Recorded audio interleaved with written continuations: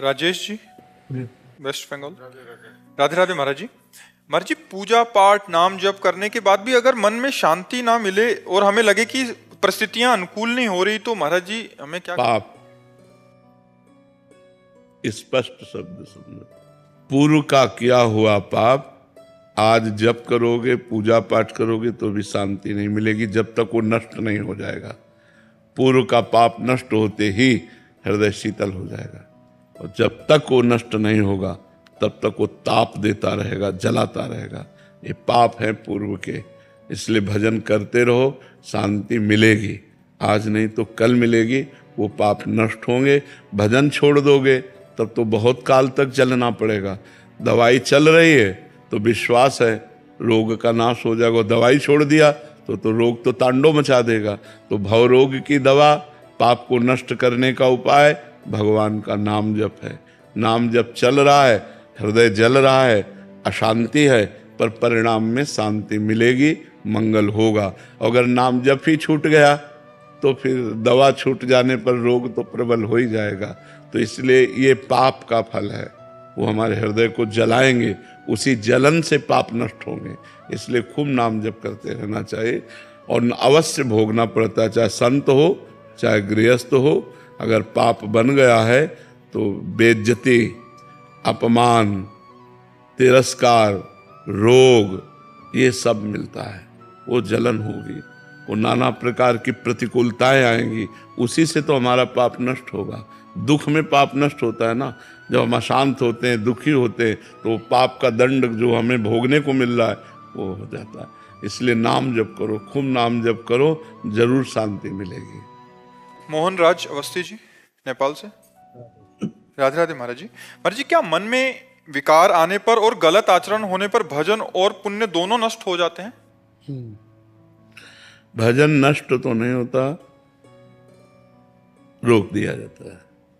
भजन कभी नष्ट नहीं होता। जैसे हमने 100 बार राधा राधा कहा और हमसे कोई पाप बन गया तो अब हमारे हृदय में भजन नहीं होगा, लेकिन वो 100 बार राधा नाम भागवतिक बैंक में जमा हो गया, उसका तुम्हें फल अलग मिलेगा, और जो पाप किया उसका फल अलग मिलेगा। पर पाप करने के कारण भजन में रुचि नहीं होगी, भजन की इच्छा नहीं होगी, और शांति भंग हो जाएगी, हृदय जलेगा, ऐसा होता है। भजन तो नष्ट नहीं होता। भजन एक अलग डिपार्टमेंट है और पाप एक अलग डिपार्टमेंट है। पाप का दंड अलग भोगना पड़ता है, भजन का आनंद अलग प्राप्त होता है। भजन कभी नष्ट नहीं होता, क्योंकि भगवान अविनाशी, तो भगवान का नाम अविनाशी। तो हमने जो राम कृष्ण हरि जपा, जो राधा राधा जपा, वो कभी नष्ट नहीं होता, वो मंगल करके ही रहता है। समझ रहे ना? डॉक्टर नेहा कुमावत जी। राधे राधे महाराज जी। महाराज जी, रोजमर्रा के जीवन में हमेशा सत्संग नहीं हो पाता, सही निर्णय नहीं ले पाते, जीवन में धर्म अधर्म सही गलत का विवेक कैसे लाएं? कौन सा रास्ता आत्मिक खुशी के लिए है? भजन कर रहे हो और सत्संग सुनो, सुनना पड़ेगा। 20 मिनट 30 मिनट रोज दवा की तरह सत्संग सुनो, और नाम जप का नियम लो कि मैं 50,000 नाम जप, 10,000 नाम, 20,000 नाम काउंटर रखो, उससे नाम जप करो, नियम लो। तो जब बुद्धि पवित्र होगी तो किसी से पूछना नहीं पड़ेगा कि आप धर्म कर रहे हो कि अधर्म कर रहे हो। वो तुरंत आपकी बुद्धि बता देगी कि आप धर्म कर रहे हो कि अधर्म कर रहे हो। पवित्र बुद्धि।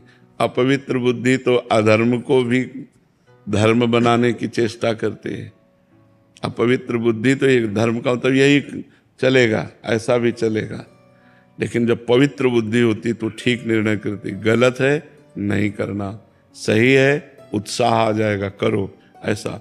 तो पवित्र बुद्धि करने के लिए 2 बात है, साधन को हरि भजन है, कै सत्संग सहाय। साधना मुख्य बात तो हरि भजन है, और उसकी सहायता सत्संग है। तो 30 मिनट 40 मिनट सत्संग सुने, और अगर एकदम आपका मन सत्संग में नहीं लगता तो एक क्लिप देख ले 5 मिनट की 10 मिनट की, तो कुछ शब्द तो सत्संग के जाएंगे तो अपना प्रभाव दिखाई देंगे। तो सत्संग और नाम जप, भगवान नाम जप, इससे मंगल हो जाएगा, बुद्धि पवित्र रहेगी। हमें क्या करना चाहिए क्या नहीं करना चाहिए, ये हमारी बुद्धि ठीक निर्णय कर पाएगी। अंकित जैन जी। शेयर महाराज जी, आपकी कृपा से आध्यात्मिक रुचि जागृत हुई है। नित्य एकांतिक सुनता हूँ, नाम जप करता हूँ, ठाकुर जी की सेवा भी करता हूँ, परंतु कभी कभी प्रमाद कर लेता हूँ।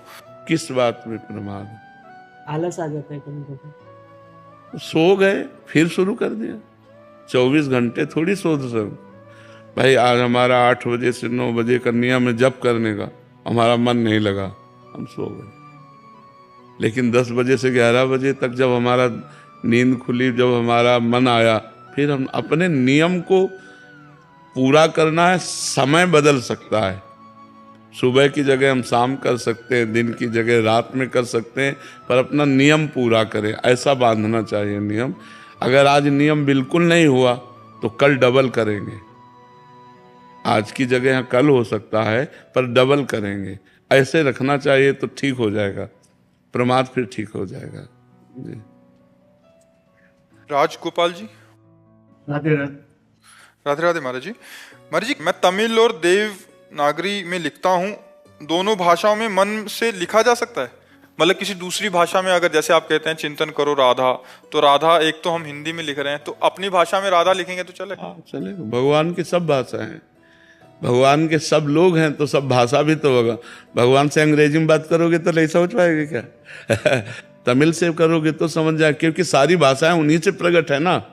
वो तो जगत गुरु हैं, वेद भाषा उन्हीं से प्रकट है, सब भाषा उन्हीं से प्रकट है, सब उन्हीं से। तो जो जिस भाषा वाला है हम तुम नहीं समझ सकते, लेकिन भगवान समझ सकते हैं।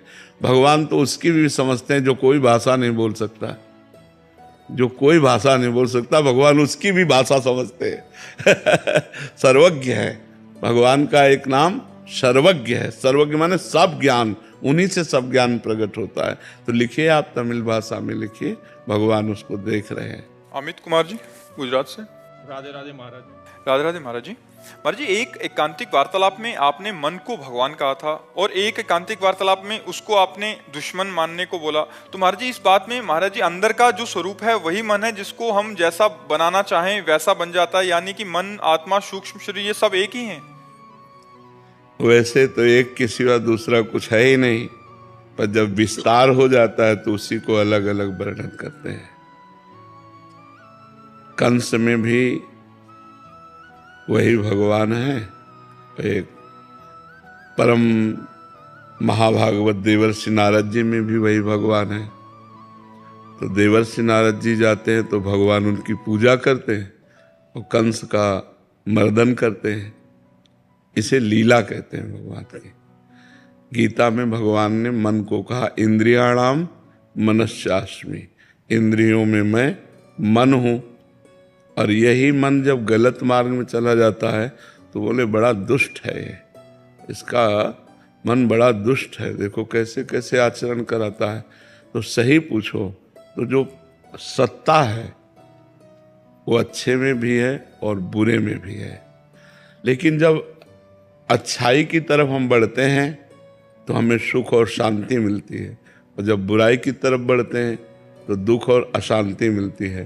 तत्व तो वही है, उसी से स्वर्ग बना है, उसी से नरक बना है, उसी से पापी बना है, उसी से महात्मा बना है, उसी से अच्छा बुरा सब कुछ वही बना हुआ है।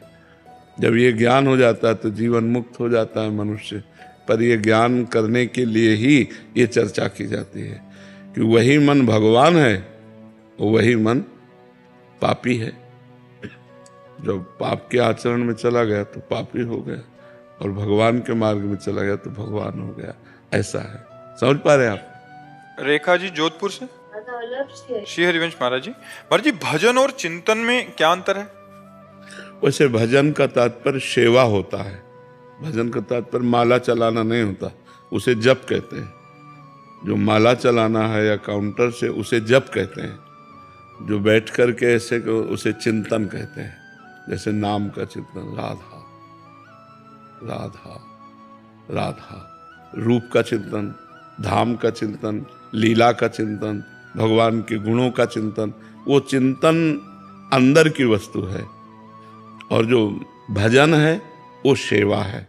वो दो प्रकार की होती, प्रगट सेवा और मानसिक सेवा। प्रगट सेवा में ठाकुर जी विराजमान करके उनकी सेवा परिचर्या, और मानसिक सेवा में मन में ठाकुर जी विराजमान करके मानसिक वस्तुओं से सेवा। तो भज धातु सेवायाम, भजन का मतलब सेवा होता है, माला चलाने का जप कहते हैं, जो ऐसे है उसे सुमिरन और चिंतन कहते हैं। तो इसीलिए हनुमान जी महाराज दो बातें कही, कह हनुमंत विपत्ति प्रभु सोई, जब तो सुमिरन भजन न होए। सुमिरन और भजन दो कहा ना, तो सुमिरन अलग हुआ और भजन अलग हुआ। भज धातु सेवायाम, भजन का मतलब सेवा, सेवा और सुमिरन ही जीवन की सार्थकता है। साग ठाकुर सेवा करें, समाज सेवा करें, परिवार सेवा करें, देश सेवा करें, जो हमसे बन जाए भगवत सेवा करें और भगवान का चिंतन करें, सुमिरन करें, नाम गुण रूप लीला धाम। रूपम जी दिल्ली से, राधे राधे महाराज जी। महाराज जी, ये सत्य है कि गुरु साक्षात पारब्रह्म स्वरूप है, फिर भी हम गुरु की पूर्ण रूप से वैसी कदर नहीं करते और समर्पित नहीं होते। ऐसा क्या करें कि गुरु के वचनों ही हमारा जीवन हो जाए? और जब हमारा हृदय निर्मल हो जाएगा तब गुरु को परब्रह्म मान सकते हैं। नहीं तो हमारी दृष्टि मानुषिक बुद्धि में रहती है। मनुष्य है, साधक है, संत है, ब्रह्म है, ऐसा अगर अनुभव हो जाए तो फिर मोक्ष ना हो जाए। भाई अब किस भगवान के दर्शन करने, मैंने तो भगवान के दर्शन पा लिए। गुरुर् ब्रह्मा गुरुर् विष्णु गुरुर्देव महेश्वरा गुरु साक्षात, तो मैंने परब्रह्म के दर्शन पा लिए। अब किसके लिए साधना? अब तो नाम जप करके आनंदित है, मेरे परब्रह्म मुझे मिल गए। लेकिन ऐसा भाव नहीं रहता। गुरु को एक गाइड मान करके उनके द्वारा दिए हुए साधन से फिर परब्रह्म की प्राप्ति रहता है ना। पहले सबके दिमाग में रहता है गुरु एक रास्ता बताने वाला है, और जो रास्ता चल करके प्राप्त किया जाता है वो परब्रह्म होता है। लेकिन ये पता नहीं कि जो चल कर प्राप्त होता है वही गुरु रूप में रास्ता बता सकता है, दूसरा कोई नहीं बता सकता। वही परब्रह्म ही गुरु रूप में आया है। बन्नो गुरुपद कंज कृपा सिंधु नर रूप हरि, महामोह तम पुंज जासु बचन रवि कर निकर। जिनके वचन सूर्य की तरह प्रकाश फैला कर हम माया का नाश करके ब्रह्म का साक्षात्कार कराते हैं, वो गुरुदेव भगवान है। साक्षात हरि ही गुरुदेव रूप में आके। पर ये भावना बहुत ऊंची है। गुरु को अगर हम संत ही मान लें अच्छा तो बड़ी बात है, नहीं हमारी दृष्टि मनुष्य दृष्टि रहती है, नहीं रहती। ईमानदारी से पूछो तो मनुष्य दृष्टि रहती है। जैसे सब मनुष्यों में तो थोड़ा श्रेष्ठ पर मनुष्य बुद्धि रहती है। गुरु में मनुष्य बुद्धि हट जाए और भगवत बुद्धि हो जाए तब जाने कि अब हमारी साधना ठीक हो रही है। तो इसके लिए खूब नाम जप करे, शास्त्रों का स्वाध्याय करे, पवित्र आचरण करे। तो जब हृदय पवित्र होगा तो गुरु साक्षात परब्रह्म ये अनुभव आएगा। नहीं तो ऐसे मनुष्य दिखाई देंगे, परब्रह्म का अनुभव होना मुश्किल है जी। तनिष्क जी मध्य राधे गुरु जी। श्री हरिवंश महाराज जी। गुरु जी, मेरा प्रश्न है कि क्या संसार में जहां भी हमें सुख या दुख दिखाई देता है, क्या ये केवल हमारे मन की उपस्थित संस्कारों के कारण ही दिखाई दे रहा है? क्या वास्तव में संसार में या कोई अस्तित्व नहीं है, संसार का अस्तित्व ही नहीं है? हाँ, नहीं, संसार का अस्तित्व ही नहीं है। जैसे स्वप्न का कोई अस्तित्व होता है क्या? पर ये कब पता चला? जगने पर। सोने वाले पुरुष को थोड़ी समझ में आएगा कि मैं स्वप्न देख रहा हूं। उसको तो यथावत सत्य लगेगा। जो जगा हुआ पुरुष है उसे लगेगा स्वप्न झूठा है। तो देखो भगवान शंकर कह रहे हैं, उमा कहूं मैं अनुभव अपना, सत हरि भजन जगत सब सपना कहा के लेगा। तो अभी हम स्वप्न देख रहे हैं। जब जगे हुए पुरुष होंगे तो सर्वम खलमिदम ब्रह्म, सब जगह परमात्मा का दर्शन होगा। अभी हमें स्त्री पुरुष जड़ चैतन्य पापी पुण्यात्मा का दर्शन होता है। तो अभी हम स्वप्न देख रहे हैं, हमें ज्ञान में जगना होगा। अभी हम सो रहे हैं, अपने को स्त्री पुरुष मान रहे हैं, जबकि हम परमात्मा स्वरूप हैं। परमात्मा के अंश स्वरूप हैं, तो हमें भजन करना चाहिए, अच्छे आचरण करने चाहिए, नशा गंदा आहार इसका त्याग करना चाहिए, तो हम जग जाएंगे। अभी हम अज्ञान की नींद में सो रहे हैं और ये संसार रूपी स्वप्न देख रहे हैं, थोड़ा जगे तब हमें समझ में आएगा। और गुरुजी, जब इंद्रिया किसी भोग को देखती है तो स्टार्टिंग में तो मतलब इच्छा करता है, और जैसे भजन के माध्यम से ऐसा ज्ञान हुआ तो सेहा जब मतलब वो मतलब एक तरीके से अंदर मतलब वो मसल नहीं देता, अंदर इतनी मतलब व्यथा पैदा करता है, और फिर मतलब इच्छा ही खत्म हो जाती है। फिर ऐसा फिर उसके बाद हाई क्वालिटी का उससे अच्छा कोई आएगा वो, तो फिर उसमें फिर यही प्रक्रिया दोहराए फिर ऐसे ऐसे जब भजन बढ़ाते चले जाओगे तो सब भोगों से वैराग्य हो जाएगा। खूब भजन बढ़ाओ, भजन से ही होगा, ये न प्रवचन सुनने से होगा न प्रवचन करने से होगा।